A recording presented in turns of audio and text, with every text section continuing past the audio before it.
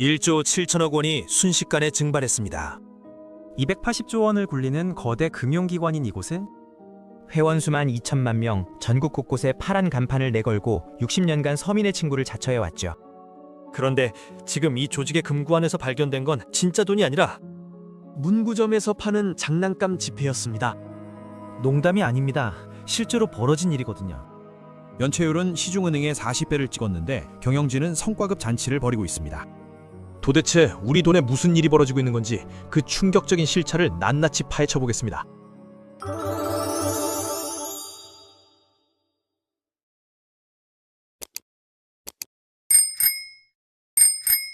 솔직히 말씀드리면 저는 우리 모두가 오랫동안 속아왔다는 생각을 지울 수가 없는데요.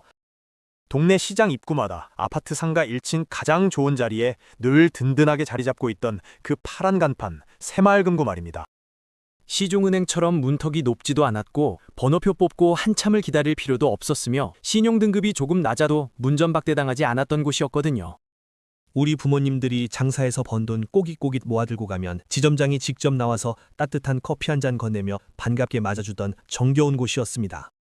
하루 벌어 하루 사는 시장 상인들에게는 급할 때 손 내밀어주는 유일한 동아줄이었고 은퇴하신 어르신들에게는 시중은행보다 이자를 0.1%라도 더 쳐주는 고마운 곳이었는데요. 그래서 우리는 60년이라는 긴 세월 동안 비가 오나 눈이 오나 우리 곁을 지켜온 진짜 서민의 금고, 우리 동네 금고라고 굳게 믿어왔던 겁니다. 하지만 안타깝게도 그 믿음은 너무나 잔인하게 배신당하고 말았습니다.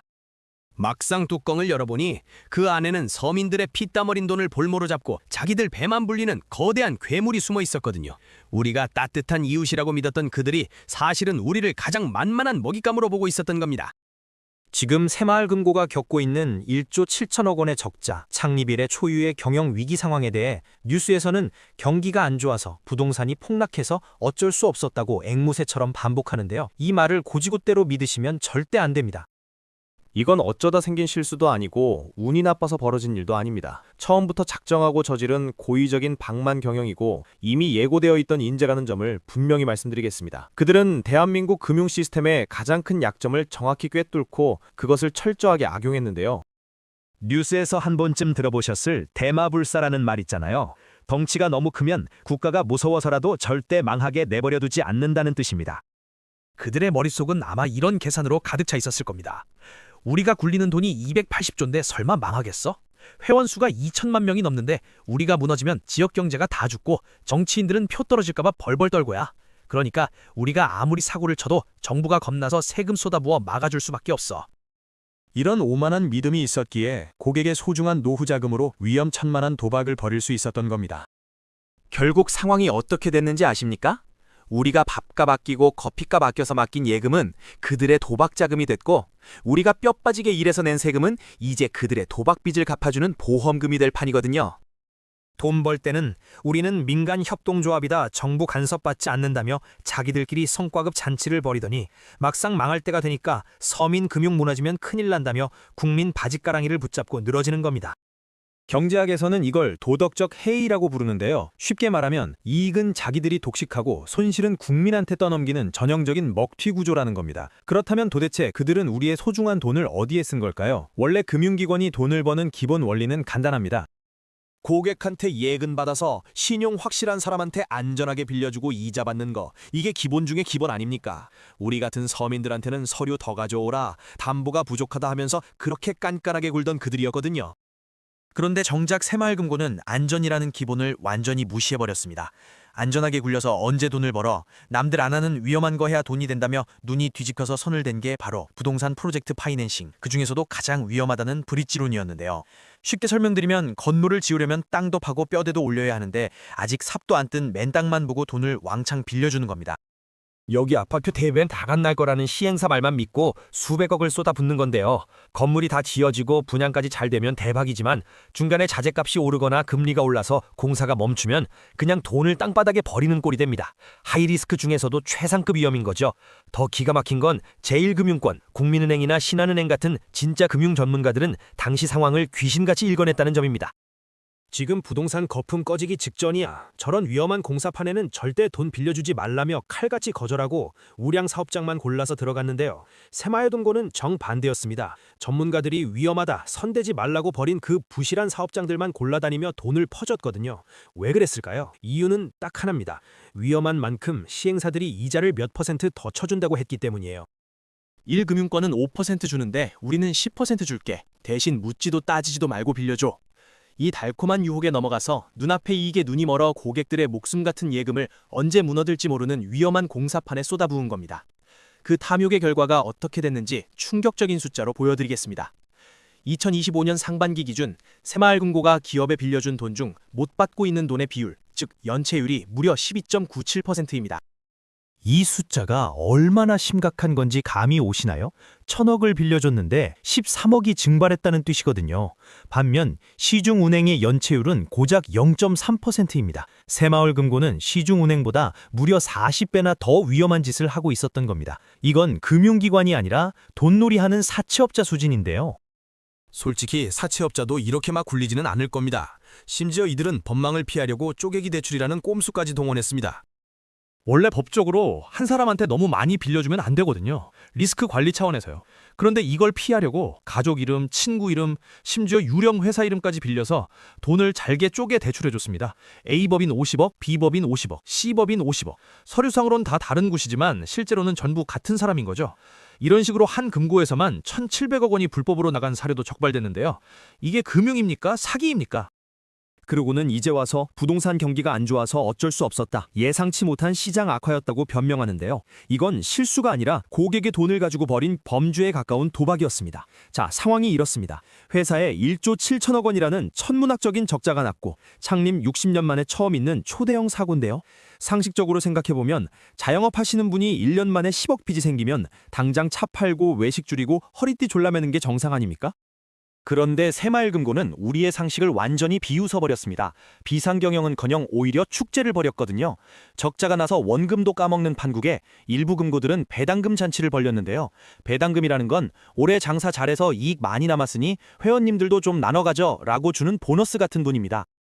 흑자일 때, 곡간이 꽉 찼을 때나 하는 건데요. 지금 곡간에 구멍이 뚫려서 쌀이 다 새나가는데 바닥에 남은 것까지 털어서 나눠 가진 겁니다.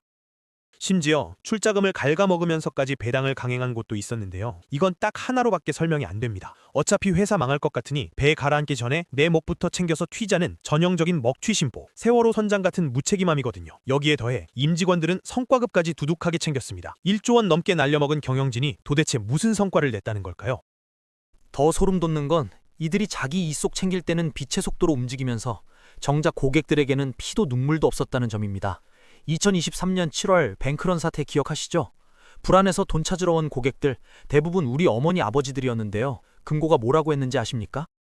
고객님이 약속한 날짜보다 일찍 오셨으니까 이자 못 드려요. 이러면서 원래 연 6%로 약속했던 이자는커녕 겨우 0.1%에서 1%만 쥐고 주고 내쫓았습니다.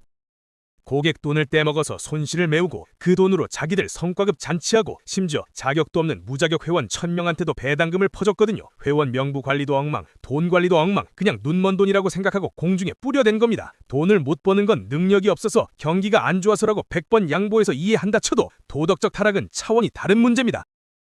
지금부터 들려드릴 이야기는 1980년대 조폭영화 시나리오가 아니라 2024년에서 2025년 대한민국 금융기관에서 실제로 벌어진 일들인데요. 어느 금고 이사장이 직원들에게 이런 지시를 내렸다고 합니다. 오늘 귀한 손님 오시니까 개고기 좀 삶아라. 식당 아주머니한테 시킨 게 아닙니다. 대학 나오고 치열한 경쟁 뚫고 공채시험 합격해서 들어온 은행원들에게 근무 시간에 고무장갑 끼고 개고기를 손질해서 끓이라고 강요한 겁니다. 직원을 금융 전문가가 아니라 자기 집 머슴이나 노비찜으로 생각하지 않고서야 어떻게 이런 발상이 가능할까요? 또 다른 이사장은 직원을 사무실에 가두고 둔기로 내려치며 폭행했는데요. 왜 이런 일이 버젓이 벌어질 수 있었을까요? 새마을금고는 각 지점이 독립법인이라서 이사장이 그 지역에서는 살아있는 권력이고 왕처럼 군림하거든요. 인사권, 대출 승인권 다 쥐고 있으니 직원들은 찍소리도 못하고 중앙회나 정부는 방관했던 겁니다. 하지만 진짜 충격적인 사건은 따로 있습니다. 대구의 한 금고에서 벌어진 가짜돈 사건인데요. 금고 직원이 금고 안에 있던 진짜 현금 수억 원을 야금야금 빼돌렸습니다. 횡령이야 금융권에서 가끔 일어나는 일이라 치더라도 그 직원이 그 빈자리에 뭘 채워놨는지 아십니까? 문구점에서 파는 어린이용 장난감 지폐를 다발로 쌓아놨습니다. 부루마블 돈 같은 거 말이에요. 은행 금고 안에 아이들 소꿉놀이하는 종이돈이 시북하게 쌓여 있는데 다른 직원도 지점장도 감사팀도 아무도 몰랐다는 겁니다. 은행의 가장 기본적인 업무가 뭡니까? 매일 영업 끝나면 시제 마감이라고 해서 돈 세는 거잖아요. 그것조차 안 했다는 소리입니다. 장부만 대충 맞추고 퇴근해버린 거죠. 이런 곳에 내 전 재산을 맡긴다고 생각하면 등골이 서늘하지 않으십니까? 직원 교육비라고 예산 탄에서 서류 조작한 뒤 부부 동반으로 해외여행 가고 누군가 용기 내서 비리를 고발하면 배신자라며 보복 인사로 쫓아내고요. 비리가 하나 터지면 저 사람만 문제내 할 수 있지만 여기저기서 본물 터지듯 계속 터진다는 건 조직 전체가 썩었다는 뜻입니다. 의학 용어로 괴사라는 말이 있는데요. 피가 안 통하고 살이 썩어 들어가는 병이거든요. 지금 새마을금고는 일부의 문제가 아니라 조직 전체가 괴사한 상태입니다. 이런 썩은 조직이 굴리는 돈이 무려 280조 원인데요. 언제 터질지 모르는 시한폭탄을 우리 안방에 두고 설마 터지겠어 하며 잠을 자고 있는 꼴 아닐까요? 그렇다면 이들이 이렇게 막장으로 운영할 수 있었던 진짜 이유는 뭘까요? 바로 믿는 구석을 법으로 만들어 놨기 때문입니다. 최근 정부가 새마을금고법을 슬쩍 바꿨는데요. 핵심은 간단합니다. 새마을금고의 유동성 위기가 오면 한국은행에서 돈을 빌려줄 수 있게 한다는 겁니다. 해석하자면 우리가 부동산 투기하다가 돈 다 날려먹어서 금고가 텅 비면 한국은행에서 돈을 찍어서라도 메워주라는 뜻이거든요. 원래 상호금융이라는 건 조합원들끼리 돈 모아서 자기들끼리 해결하는 게 원칙인데 자기들이 방만하게 운영해서 사고 쳐놓고 이제 와서 한국은행의 발권력을 동원하겠다는 겁니다. 한국은행이 돈을 막 찍어내면 어떻게 될까요? 돈 가치가 떨어지고 물가가 오르겠죠. 결국 그 피해는 고스란히 우리 국민 모두가 입게 되는 겁니다. 이 법이 통과되자마자 그들은 뒤에서 쾌재를 불렀을 거예요. 됐다. 이제 진짜 막 나가도 된다. 뒤는 국가가 봐준다며 말이죠. 이익의 사유화, 손실의 사회화란 말이 정확히 여기에 해당됩니다. 돈 벌 때는 간섭하지 말라며 자기들끼리 잔치하고 사고 쳐서 빚더미에 앉으니까 국가 경제가 위험하다며 국민 전체에게 청구서를 돌리는 거거든요. 우리가 뼈 빠지게 일해서 낸 세금이 왜 저 부패한 이사장들의 퇴직금을 챙겨주는 데 쓰여야 합니까? 왜 저들의 도박빚을 갚는데 내 돈이 들어가야 하는 겁니까? 정부는 금융 시스템 붕괴를 막기 위해 어쩔 수 없다고 포장하지만 냉정하게 보면 저들의 도덕적 해이에 면죄부를 준 꼴입니다. 2023년 7월 뱅크런 사태 때 불안해서 새벽부터 줄 서서 돈 찾으러 간 고객들에게 금고는 정말 냉정했거든요. 약속한 날짜보다 먼저 찾으시니까 이자는 못 드린다며 원래 주기로 한 연 6% 이자는커녕 0.1%에서 1%만 손에 쥐어주고 돌려보냈는데요. 그때 날아간 고객들의 이자만 무려 3,773억 원, 고객 1인당 평균 90만 원씩 아무 잘못도 없이 그저 불안해했다는 죄로 생돈을 날린 겁니다. 그 3,700억 원은 결국 금고에 구멍난 손실을 메우는 데 쓰였고요. 고객의 피 같은 이자로 자기들 똥을 닦은 셈이죠. 반면에 그 사태를 만든 장본인들, 저 높은 자리의 임원들은 누구 하나 책임지고 옷 벗은 사람 없습니다. 여전히 월급 받고 성과급까지 챙기면서 거 보아라, 결국 정부가 막아주지 않냐고 비웃고 있을지도 모르거든요. 고객은 이자를 잃고 국민은 세금을 털리는데 사고 친 사람들은 아무런 타격도 입지 않는 이 구조. 이 게임의 승자는 이미 정해져 있고 패자 또한 정해져 있습니다. 바로 정부 말만 믿고 돈 맡긴 여러분, 성실하게 세금 낸 우리 같은 사람들입니다. 결론은 명확합니다. 새마을금고 사태는 어느 날 갑자기 터진 불행한 사고가 아니라 탐욕스러운 경영진, 감시하지 않은 정부, 방관했던 시스템이 만들어낸 필연적인 인재거든요.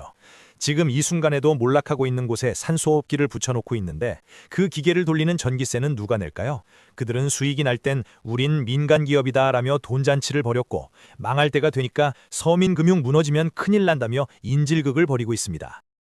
이건 단순한 도덕적 해이를 넘어서 국민을 상대로 한 금융 사기극이나 다름없는데요. 이 썩은 부위를 도려내지 않고 또다시 세금으로 덮어준다면 다음엔 1조가 아니라 10조, 100조짜리 폭탄이 되어 우리 아이들의 미래까지 날려버릴 겁니다. 우리는 인정해야 합니다. 망할 짓을 한 기업은 망하게 두는 것, 그것이 시장의 정의이고 소중한 내 돈을 지키는 유일한 길이라는 걸요. 그러니 지금 당장 행동하셨으면 좋겠습니다. 내 돈은 국가도 은행도 그 누구도 완벽하게 지켜주지 않거든요. 혹시 내 금고 등급 확인해 보셨나요? 만약 3등급 이하라면 다른 곳으로 옮기시길 권해드리는데요. 의리는 사람하고 지키는 것이지 이익만 쫓는 금융기관이랑 지키는 게 아니거든요. 그리고 절대 한 곳에 몰빵하지 마시고 우량한 곳으로 분산시키는 게 정답입니다. 5천만 원까지 보호된다는 말 믿고 안심하다가 사고 터져서 돈이 묵히면 피가 마르거든요. 마지막으로 끊임없이 의심하고 감시해야 합니다. 저들이 또 어떤 꼼수로 우리 주머니를 노리는지 눈을 부릅뜨고 지켜봐야 하는데요. 오늘 내용에 공감하시고 더 이상 억울한 일을 당하기 싫으시다면 구독과 좋아요 부탁드립니다. 여러분이 눌러주시는 구독 버튼 하나가 이 기울어진 판을 바로잡는 가장 강력한 무기가 됩니다. 다음 영상에서 더 날카로운 통찰로 찾아뵙겠습니다.